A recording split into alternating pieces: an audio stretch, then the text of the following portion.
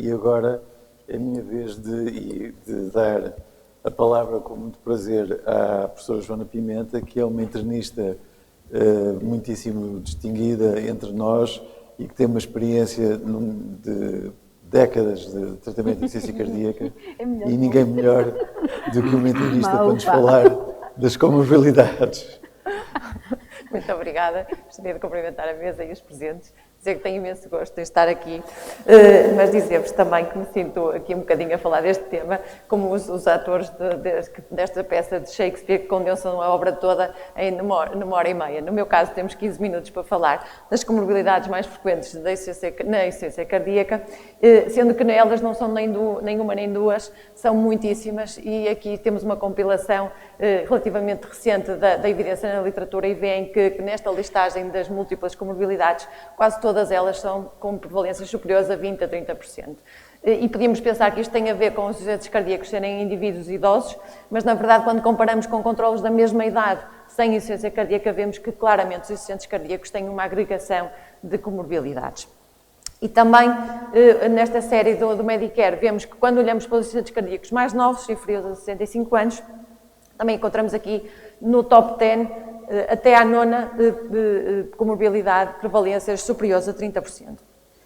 E este problema é um problema que é crescente, e vemos aqui dados da coorte da insuficiência cardíaca dos Gateway Guidelines, e vemos que tem reduzido o número de doentes que só têm insuficiência cardíaca e tem aumentado sustentadamente o número de doentes que têm 3 ou mais comorbilidades. Portanto, este é um problema importante, não só importante porque é frequente, mas porque as comorbilidades impactam na insuficiência cardíaca nas várias dimensões. Primeiro, interferem com o desenvolvimento, o próprio desenvolvimento da insuficiência cardíaca, são fatores etiológicos, já falamos muito, muito disso aqui hoje. Depois, podem causar exacerbações e facilitar o aparecimento de exacerbações. Interferem muitas vezes com o diagnóstico. Temos ali vários exemplos de circunstâncias em que é mais difícil distinguirmos os sintomas, os sinais e até alguns exames se devem à ICE ou se devem a uma comorbilidade associada. Limitam a terapêutica, temos aqui o caso flagrante da insuficiência renal. Pode haver uma interação entre a terapêutica que nós estamos a fazer dirigida à insuficiência cardíaca e a terapêutica que estamos a fazer dirigida a outra doença. Por exemplo, quando usamos bloqueadores beta para tratar a IC, agonistas beta-2 para tratar a EDP-OC, vamos falar disso um bocadinho mais à frente. E por último, e isto não é menos importante, temos muito menos evidência do tratamento da insuficiência cardíaca neste tipo de doentes. Como ontem dizia o Dr. Di Maria, não há nenhum incontinente no registro dos ensaios clínicos de insuficiência cardíaca, mas não sei como eles aparecem no consultório. E eu também digo o mesmo, eles também me aparecem no consultório e acho que aparecem em todos os vossos consultórios. E, portanto, para falarmos um bocadinho deste tipo de doentes, eu trazia-vos aqui um caso clínico, isto tem imensa informação, mas nós temos muito pouco tempo e, portanto, eu tentei condensar ao máximo. No fundo, é um homem de 73 anos, diabético, hipertenso, com dislipidemia, é um grande fumador, tem já a história de cardiopatias isquémicas, já foi revascularizado, não tem evidência de isquemia residual, tem uma insuficiência cardíaca com fração de ejeção reduzida dessa etiologia, está habitualmente em classe 1 em ritmo sinusal e já tem o CDI para prevenção primária. O senhor está tratado com lisinopril 20 mg, a dose carvedilol que tem tolerado até agora, espironolactona, está antiagregado, faz uma estatina e está medicado com metformina, saxagliptina. Vem à consulta a dizer que se queixa mais nos últimos tempos, mais dispneia, mais cansaço. E tem umas queixas também de pieira e tosse produtiva. Ao exame físico, temos alguns sinais de congestão, uma tensão arterial perfeitamente controlada, a frequência cardíaca bem, e fizemos um estudo analítico, como a doutora Brenda disse muito bem, é fundamental nestes doentes. Vemos um aumento do BNP, vemos que ele tem algum grau de disfunção renal, com clearance já abaixo dos 60 ml por minuto indexado à superfície corporal, tem microalbuminúria positiva, tem uma hemoglobina A1C de 7,8, portanto subóptima, uma anemia ligeira e tem ferritina de 95 e uma taxa de saturação de transferrina de 14%. A função tiroideia é normal. E a questão única que vos trago aqui hoje, para pensarmos um bocadinho com esta questão, é o que é que devemos fazer perante este doente? Vamos iniciar diurético e otimizar a terapêutica dirigida à insuficiência cardíaca, porque esta é a única maneira que nós temos de ajudar este doente a melhorar os sintomas e a capacidade funcional. Vamos reconsiderar o tratamento atual dirigido às comorbilidades que poderá influenciar o risco deste doente. Vamos identificar outras comorbilidades que não aquelas que estão na lista de problemas dos doentes que poderão contribuir para este quadro. Ou então vamos escolher as duas alíneas A e B, ou B e C. Podem votar.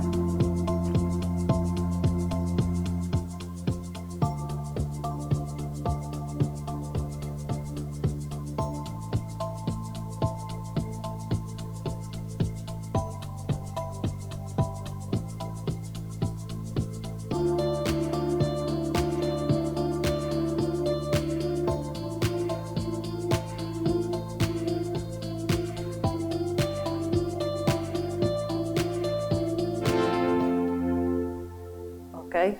A linha D e a linha E, portanto, alguém escolheu, foi mais ou menos dividida, é engraçado.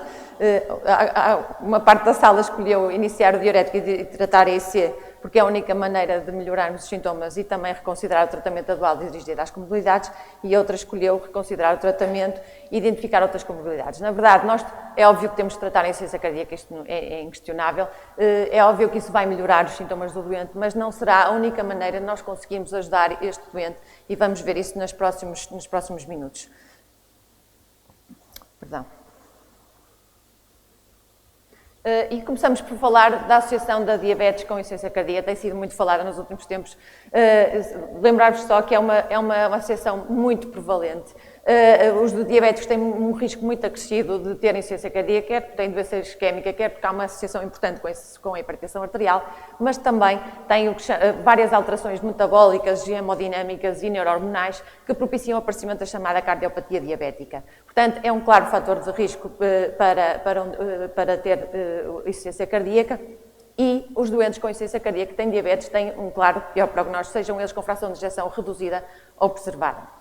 Em relação às implicações terapêuticas neste tipo de doentes, nós temos duas coisas que são muito claras e que estão assumidas nas guidelines da insuficiência cardíaca de 2016. Primeiro, a metformina é ainda hoje o tratamento de primeira linha a oferecer a este tipo de doentes, não há dúvida. Segundo, as glitazonas estão contraindicadas neste tipo de doentes por causa do risco de retenção hidrossalina e descompensação da insuficiência cardíaca. E depois temos tido uma série de dados resultantes dos ensaios de segurança cardiovascular dos antidiabéticos ditos mais novos, em relação ao grupo dos inibidores da DPP-4, que são muito usados, porque são fármacos fáceis de usar e com poucos efeitos laterais, vemos que na insuficiência cardíaca não serão a melhor opção. Alguns deles até podem aumentar a hospitalização por insuficiência cardíaca, nomeadamente a saxagliptina, no estudo SAVOR, demonstrou um aumento das hospitalizações. Depois, o grupo dos agonistas de GLP-1, em termos de hospitalizações da insuficiência cardíaca, é neutro, mas tem um efeito importante na redução de eventos ateroscleróticos e, portanto, em doentes isquémicos poderá também ter bastante interesse. Mas o grupo que tem dado mais entusiasmo nos últimos tempos, também se falou muito nisto em vários fóruns e neste congresso não foi exceção, é o impacto dos inibidores da SGLT2 na insuficiência cardíaca e na doença aterosclerótica. No que respeita à insuficiência cardíaca, há um efeito que parece ser comum a toda a classe, de redução das hospitalizações por insuficiência cardíaca, e isso ocorre, segundo esta meta-análise, que quer em doentes com história de insuficiência cardíaca, quer em doentes que não tinham história conhecida de insuficiência cardíaca. Claro que esta história de insuficiência cardíaca nestes ensaios clínicos é uma definição relativamente fluida e, portanto, precisamos de ensaios em insuficientes cardíacos bem caracterizados, mas também em doentes com doença cardiovascular aterosclerótica estabelecida ou em doentes só com vários fatores de risco.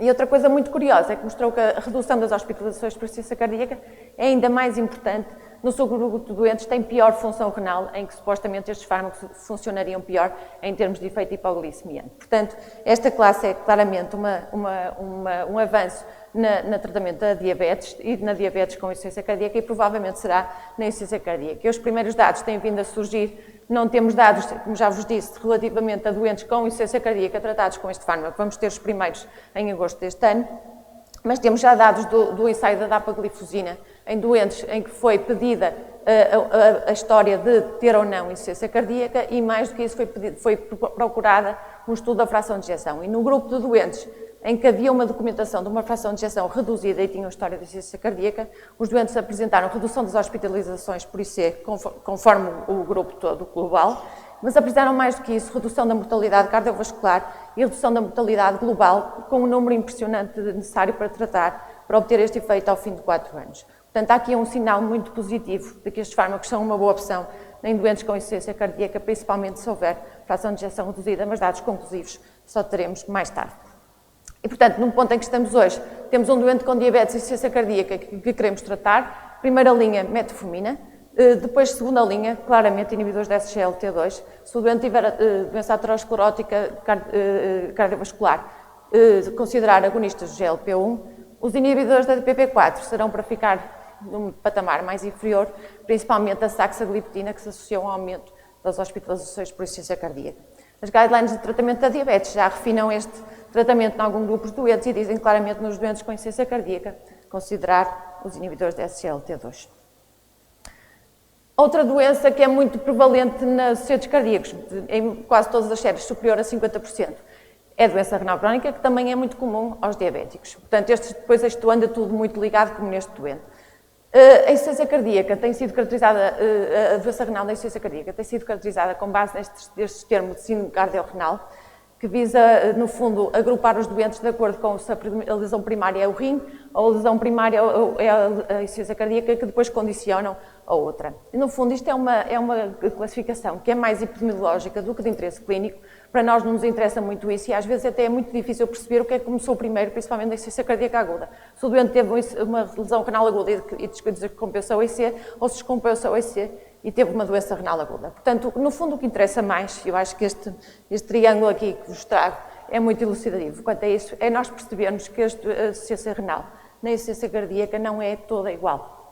E, portanto, há situações em que nós devemos tolerar algum grau de desenvolvimento de doença renal.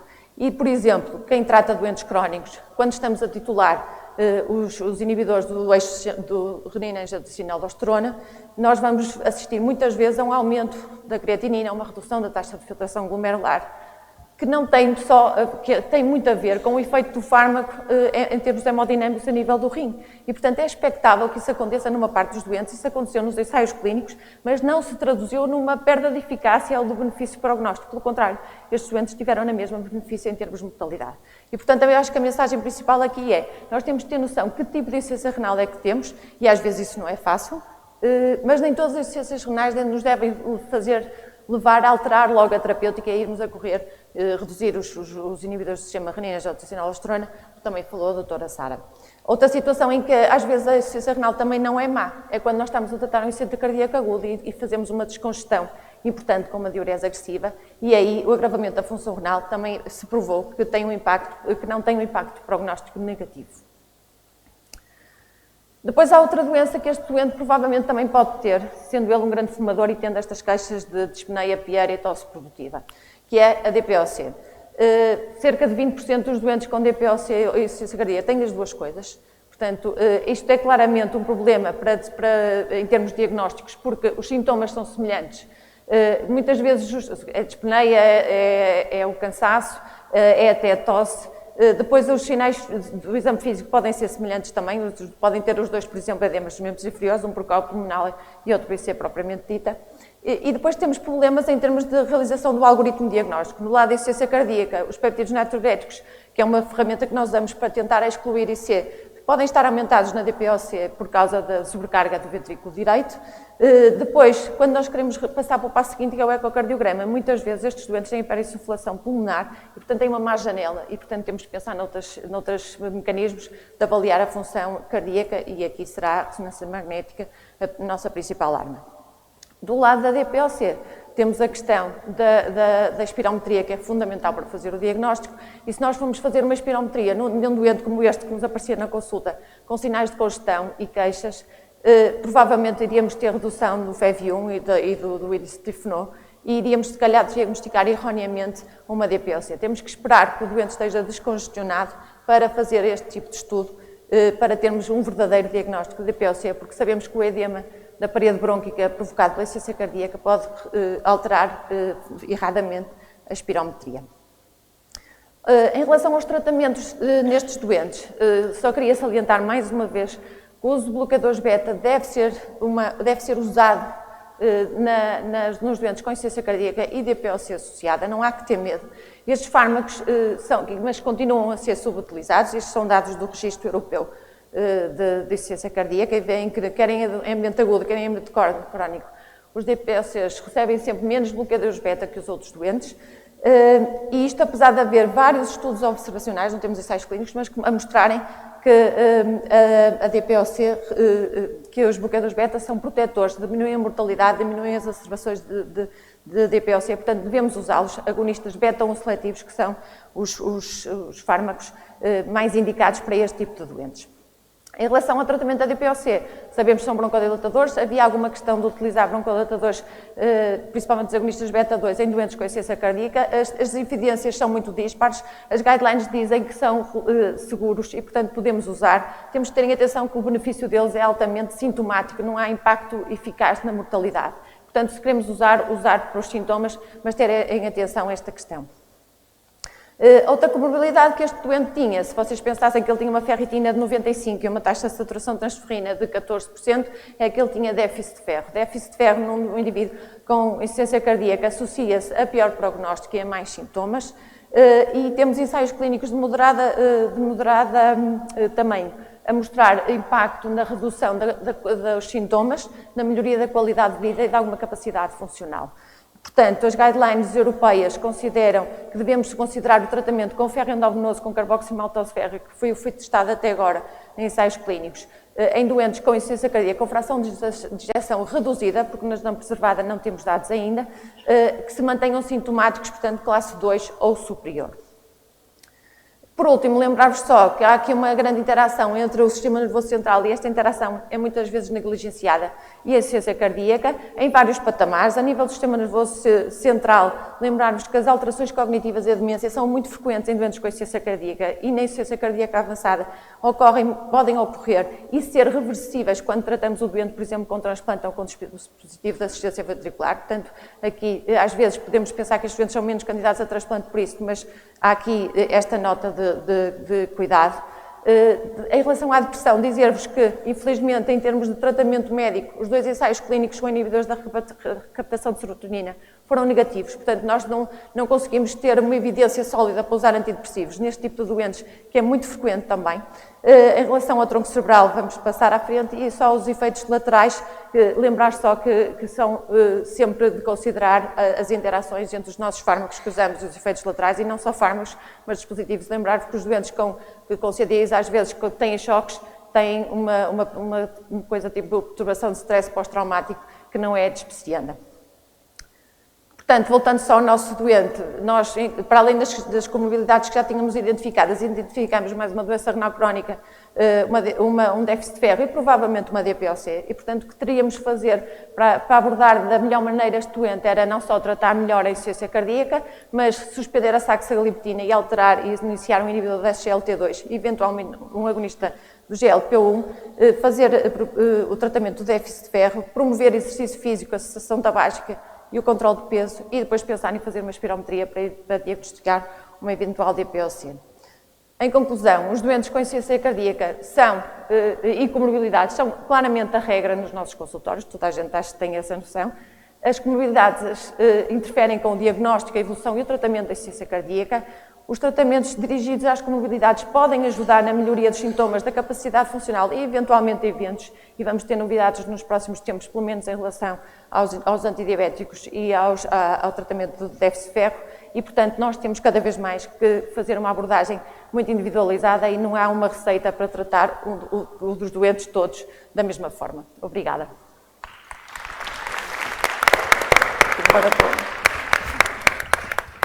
Muito obrigado, professora Joana Pimenta, e parabéns pela forma como conseguiu condensar várias apresentações numa. Fantástico.